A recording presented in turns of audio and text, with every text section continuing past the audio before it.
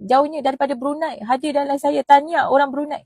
Walaupun Brunei tuan-puan tak ada cawangan public gold, mereka akan pergi ke cawangan Miri. Itu dekat dengan Brunei tuan-puan.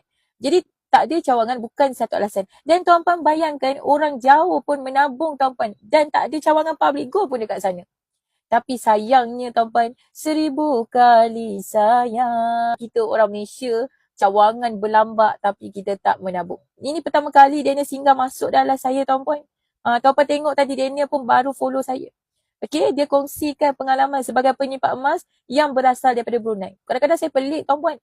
Macam kita tuan-puan, ada cawangan banyak pun kita tak percaya. Kita takut. Tapi bayangkan orang Brunei tuan-puan, cawangan tak ada tuan-puan. Sistem di public gold tuan-puan mesti berdaftar dengan dealer yang sah. Sebab nanti siapa nak bantu tuan-puan, siapa nak bimbing tuan-puan.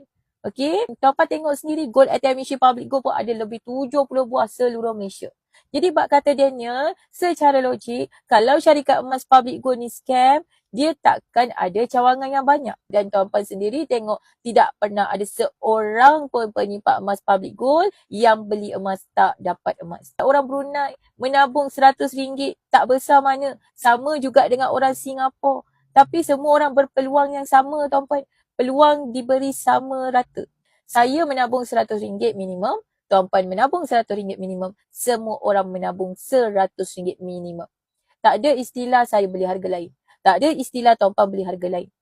Okey, daftar buka akaun apa percuma. Ada setengah syarikat tuan-puan jika tuan-puan nak dapat harga emas murah. Tuan-puan kena jadi dealer. Jadi dealer ada yuran tuan-puan kena bayar. Tapi jadi dealer di public gold, tuan-puan hanya beli emas.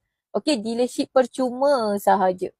Cuma tuan-puan kena beli emas dalam bentuk pukal dan emas tu adalah milik tuan-puan.